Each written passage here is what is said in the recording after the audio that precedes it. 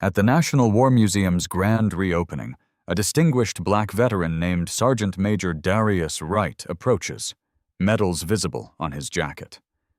But the security officers don't believe he belongs there. And they don't just question him. They block him publicly, accusing him of stolen valor. They confiscate his military ID, toss it between them like it's counterfeit. Each moment, stripping away decades of service and sacrifice. What they don't realize is that Darius isn't just any veteran. And his quiet composure? It isn't surrender. It's the discipline before the storm. Have you ever witnessed someone being mistreated before they revealed their true power? Tell us in the comments. Also hit like and subscribe. Washington, D.C. shimmered under the morning sun, a city built on power, protocol, and the pretense of equality. The white marble monuments gleamed against the clear blue sky, standing as silent witnesses to both America's highest ideals and its deepest contradictions. It was precisely 900 hours when Sergeant Major Darius Wright made his final adjustments to his dress uniform before approaching the National War Museum. At 58, Darius carried himself with the unmistakable bearing of a career military man, spine straight as a flagpole, shoulders squared, each step measured with purpose. His dark skin had weathered 3 decades of deployments across 5 continents, and the Silver Star, Purple Heart, and row of service medals adorning his chest told stories that most civilians would never fully comprehend. Today marked the museum's grand reopening after a 2-year renovation, with a special exhibit honoring black military contributions throughout American history. The museum's neoclassical columns loomed ahead as Darius approached the main entrance. Several police officers had been stationed outside, an unusual presence for a museum opening, but not surprising given the high-profile nature of today's event. 2 officers, Peters and Calloway, according to their name badges, stood at the security checkpoint. They were engaged in casual conversation, barely acknowledging the stream of mostly white visitors filtering through. Darius noticed their posture shift as he approached, the subtle straightening, the hands drifting closer to their belts, the eyes narrowing slightly. He'd seen that look countless times before. After 30 years of service to his country, he still triggered suspicion in certain uniforms. "Ticket and ID," Officer Peters said, his tone notably different from the casual greetings he'd been offering others. Darius pulled out his military ID and the VIP invitation he'd received personally from the museum director. "Sergeant Major Darius Wright, here for the opening ceremony." Officer Calloway took the documents, examining them with exaggerated scrutiny. His expression hardened. "Sir, I'm going to need you to step aside." Darius felt something cold settle in his stomach.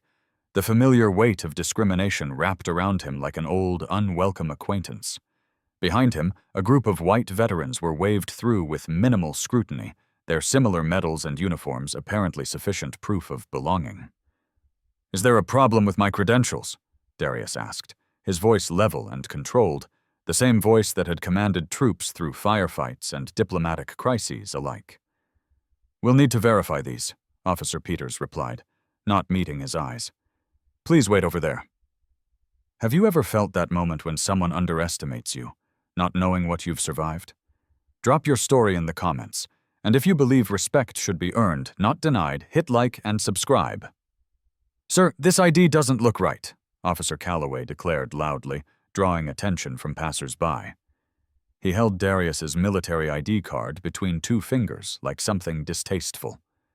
Darius remained composed. "That's a standard Department of Defense identification, officer.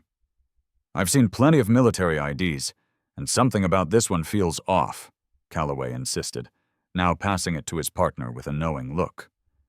Peters barely glanced at it before nodding. "Stolen valor is a serious offense, sir." The accusation hung in the air like a live grenade. Several museum guests slowed their pace, watching the confrontation unfold. Darius felt their eyes on him, judging, wondering, assuming. "I've served this country for 30 years, Darius stated simply. What would you do if someone questioned your life's work right to your face? Would you stay calm or fight back instantly? Drop your answer below. Also hit like and subscribe. 30 years, huh? Officer Peters smirked, tossing the ID card back and forth between his hands like a playing card. That's quite a claim. Darius watched his identification, the physical embodiment of his service record, being treated with casual disrespect. Around them, a small crowd had begun to gather, drawn by the spectacle of a uniformed black man being questioned by police. "May I ask what specific issue you have with my credentials?"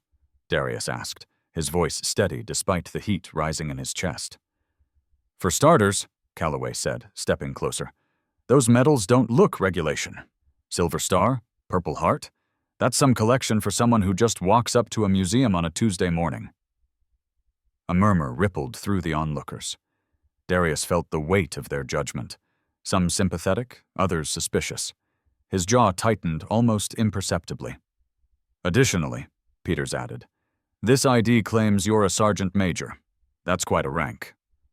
The emphasis carried unmistakable skepticism. "Because it is quite a rank," Darius responded evenly. "Earned through 30 years of service to this country." Officer Calloway stepped even closer, invading Darius's personal space. "Listen, we get guys like you trying to play dress-up soldier all the time. The stolen valor types who think wearing a uniform gets them respect they haven't earned." The accusation landed like a physical blow. Darius's mind flashed to the blood-soaked hills of Korengal Valley, to the brothers lost under his command, to the nights spent planning missions that would send young Americans into harm's way. 30 years of sacrifice reduced to playing dress-up. "I understand you're doing your job," Darius said, each word measured and precise. "But I am who I say I am." "Then you won't mind waiting while we verify that?" Peters countered, making no move to actually verify anything. Instead, he placed Darius's ID and invitation on the security desk and motioned to a bench several yards away. "Have a seat over there. Could be a while." A white family approached the checkpoint, the father wearing a Vietnam veteran cap. Both officers immediately shifted their attention. "Thank you for your service, sir," Calloway said warmly, waving them through without checking IDs. The contrast wasn't lost on the gathering crowd. Someone whispered, "This isn't right." Another voice, "Should we do something?" Darius remained standing, his bearing impeccable. He'd faced ambushes in Fallujah that were less hostile than this entrance checkpoint. But he wasn't a young soldier anymore, reacting with heat. He was a sergeant major who had learned that sometimes the most powerful response was calculated patience. "Officers," he finally said, "I believe General Whitmore is expecting me inside." "General who?" Peters laughed. "Man, you really committed to this fantasy, didn't you?" "If you were treated like this after serving your country, would you show restraint or make them regret it? Comment your choice below. And if you stand for real respect, like and subscribe now." "You can drop the act now," Officer Peters said, his voice hardening. "No general is waiting for you." Darius breathed deeply, centering himself. The crowd had grown larger, phones appearing as people sensed conflict brewing.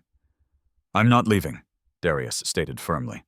"I was personally invited to this ceremony honoring black military service I've given for 3 decades.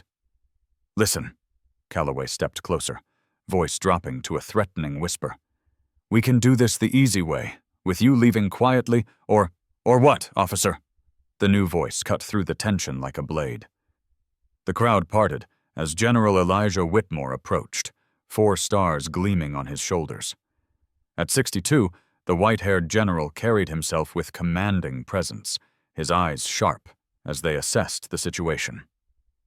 "General Whitmore," Darius acknowledged, not breaking his disciplined stance. "Sergeant Major Wright," the general returned with equal formality. "I was wondering why my keynote speaker hadn't arrived." The officers froze, confusion washing over their faces. "Sir, we were just—" Peters began. "Just what?" General Whitmore interrupted. "Harassing one of the most decorated soldiers currently serving? A man who's scheduled to speak about his experience as part of the special operations team that captured al-Zarani? Calloway paled visibly. We had concerns about his identification. Did you bother to verify those concerns? The general asked, his voice ice cold. Or did you simply assume based on what you saw?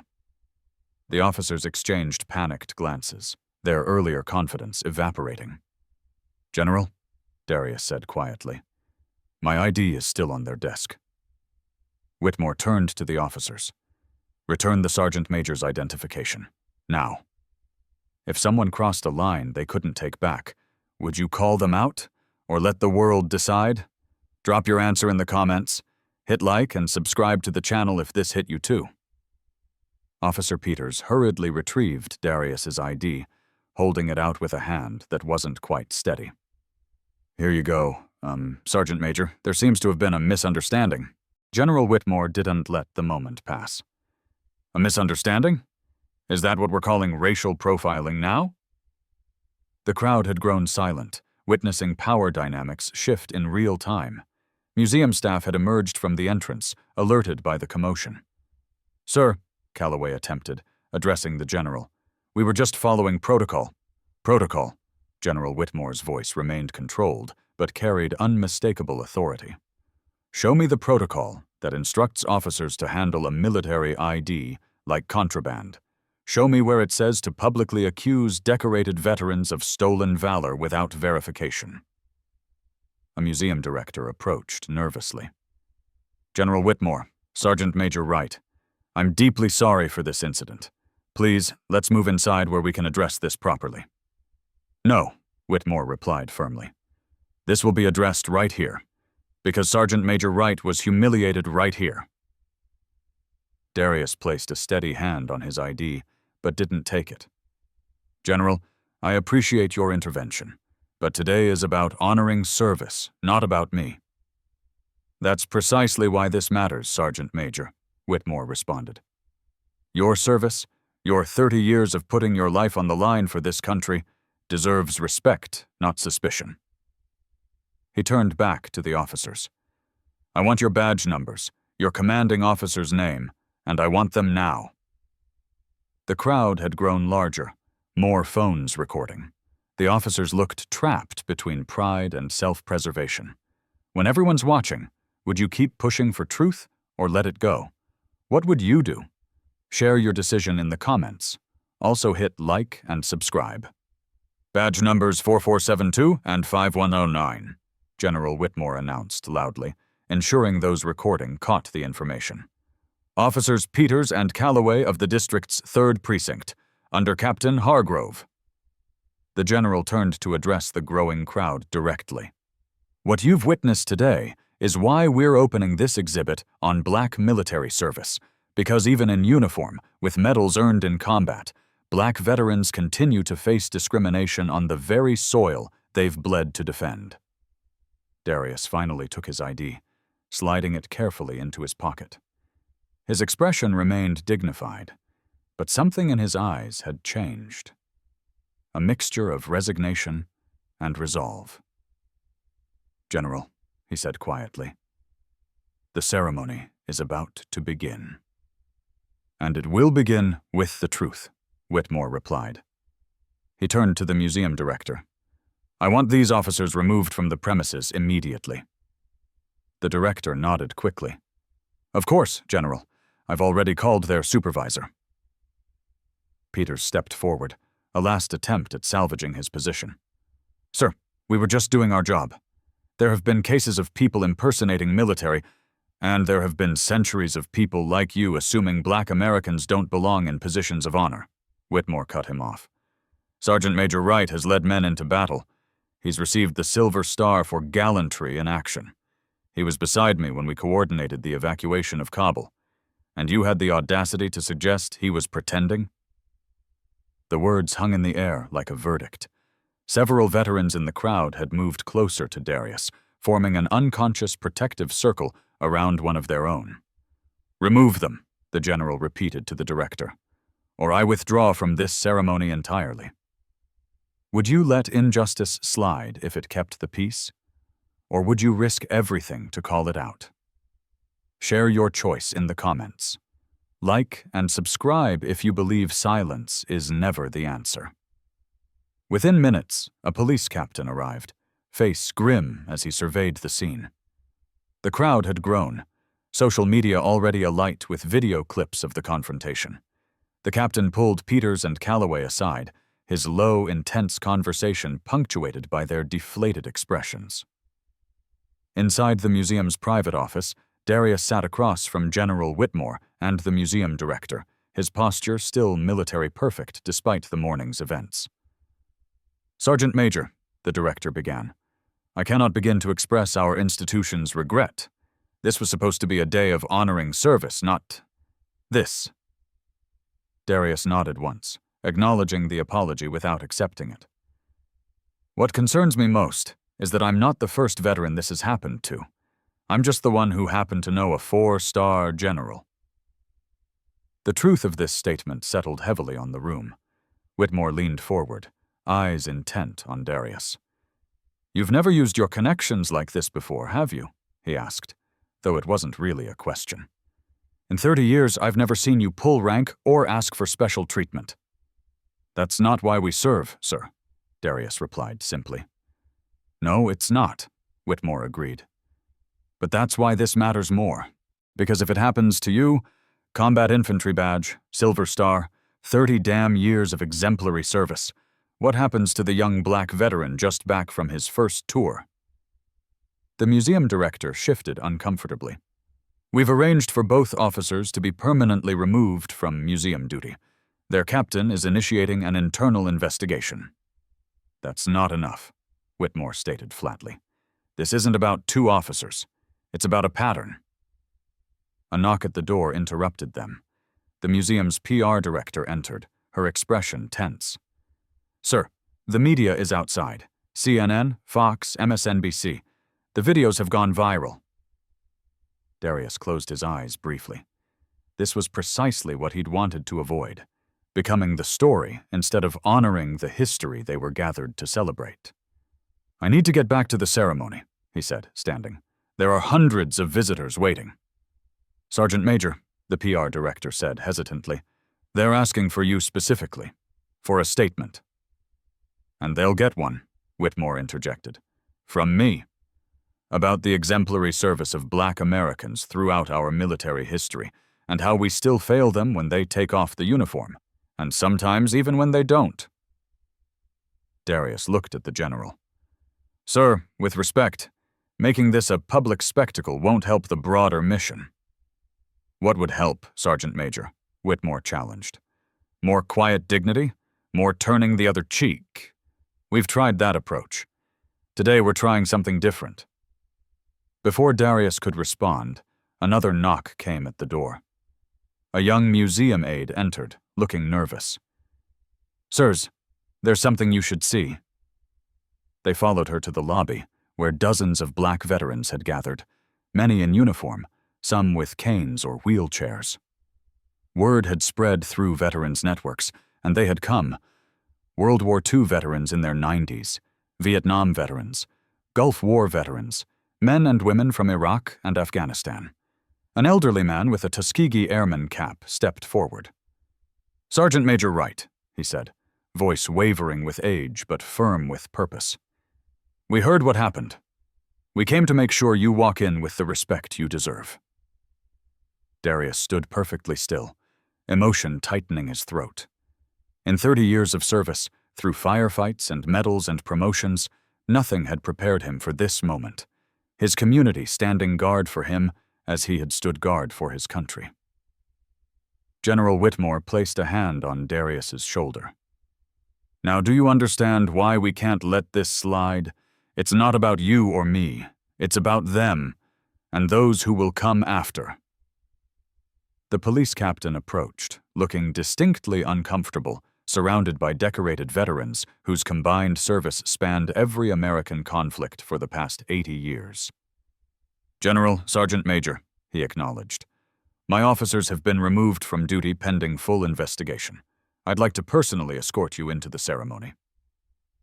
Darius looked at the gathered veterans, at the crowd of civilians watching with phones raised, at the media cameras capturing it all.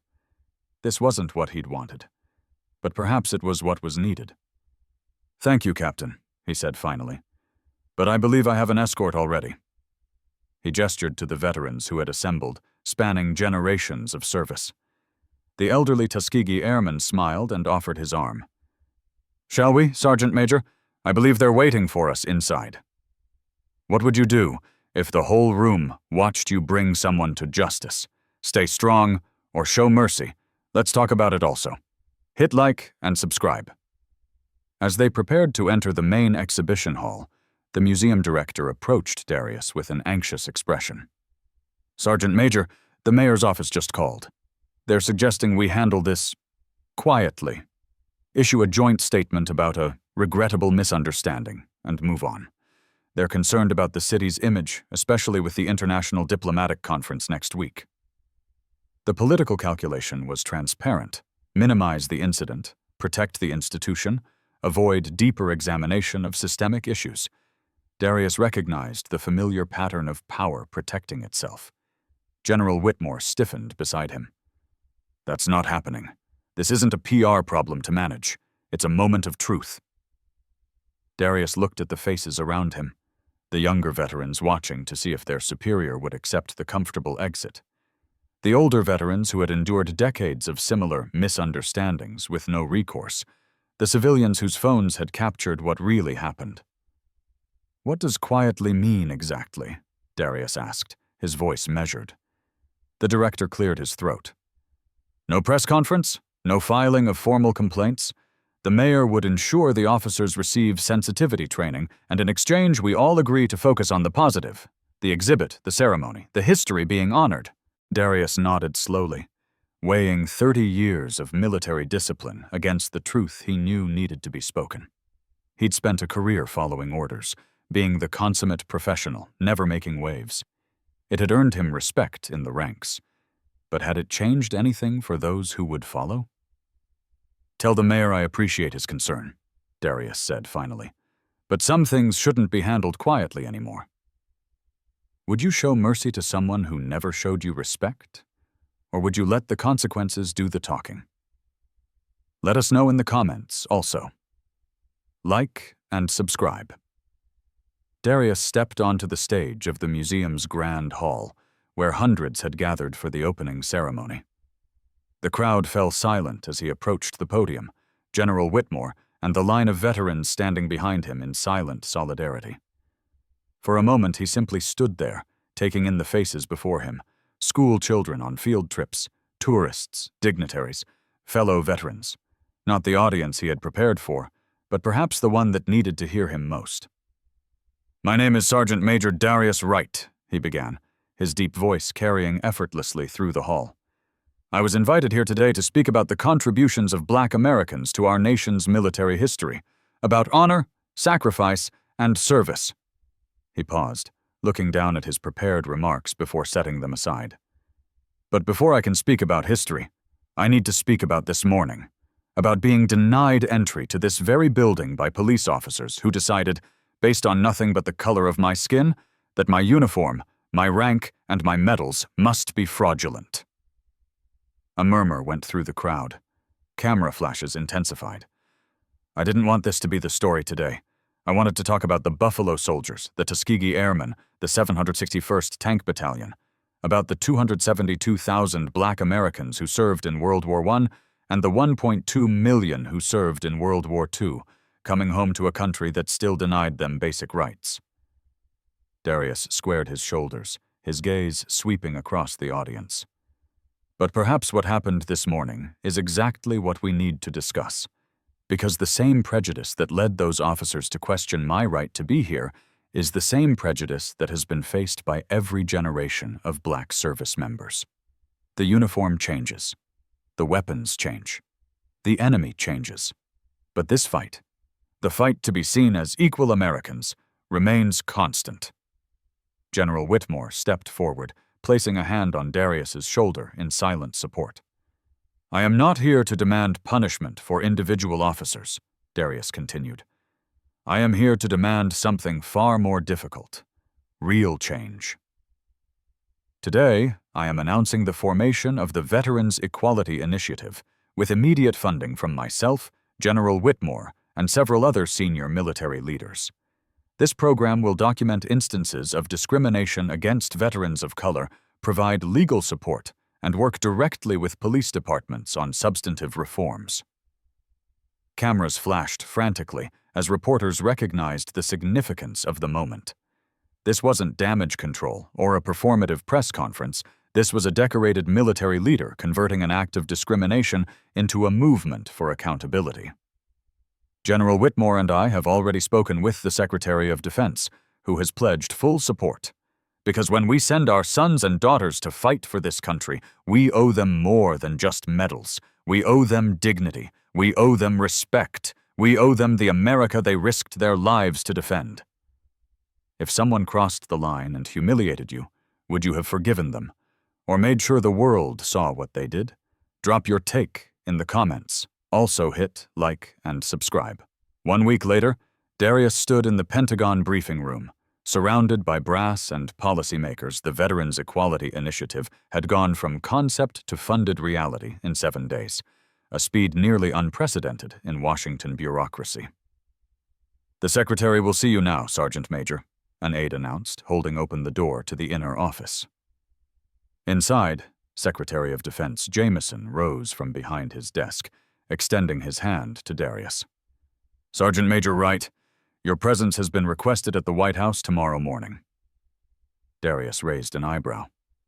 "May I ask what for, sir?" "The President wants to announce executive action on veteran discrimination. Your incident has catalyzed something we've needed for a long time." The Secretary handed him a folder. "The draft order establishes mandatory training for all federal law enforcement on veteran identification, creates a special prosecutor for cases involving discrimination against service members, and requires all federal museums and monuments to implement new authentication procedures that reduce subjective assessments." Darius scanned the document, noting the concrete action items, accountability measures, and funding allocations. This wasn't window dressing. This was structural change. "And the officers involved?" he asked quietly. "Both have been removed from street duty pending completion of the investigation. But more importantly, their precinct is now part of the pilot program for the new training initiatives. Sometimes the best reform happens where the worst offenses occurred." Across town, at the National War Museum, the exhibit on Black military service had record attendance. Museum staff had added a new section, a photograph of Darius flanked by veterans spanning 4 generations, taken the day of the incident, with a simple caption, "The fight continues." Officer Peters sat in a classroom at the police academy, part of the first group of officers undergoing the new training. On screen was footage of his own confrontation with Darius, being analyzed by a behavioral psychologist and a military liaison. The shame was excruciating, but perhaps necessary. Seeing himself through the unforgiving lens of video had revealed biases he'd never acknowledged. General Whitmore, meanwhile, stood before Congress, testifying about the need for systematic change in how American institutions treat their veterans of color. "We cannot ask young Americans to risk their lives abroad while allowing them to be disrespected at home," he stated firmly. "The uniform deserves better. The people wearing it deserve better." As the hearings concluded, his phone buzzed with a text from Darius. "White House tomorrow, 0900. Bringing structural change, not just words." Whitmore smiled. Sometimes justice wasn't just about punishing wrongdoers, it was about ensuring the wrong couldn't happen again. Some say forgiveness is strength. Others say it's surrender. If you were the judge today, would you forgive the antagonist, or let him face justice fully? Tell us below. Like and subscribe, too. The camera panned across the National War Museum's entrance, where a new sign had been installed. "All who served are welcome here." Below it, a QR code linked to the Veterans Equality Initiative reporting system. Darius Wright's story had become more than an incident. It had become a turning point. Not because he was exceptional, but because he refused to let his exception prove the rule. Real change doesn't come from hiding injustice. It comes from exposing it, then transforming it into action. It comes from those with power using it not for revenge, but for reform. The uniform doesn't make the soldier. The respect doesn't come from the rank. Both are earned through service, sacrifice, and the courage to stand when standing is hardest. Because justice doesn't begin with laws, it begins with recognition, seeing people for who they truly are, not who we assume them to be. If you enjoyed today's story, share and subscribe for more justice stories like this.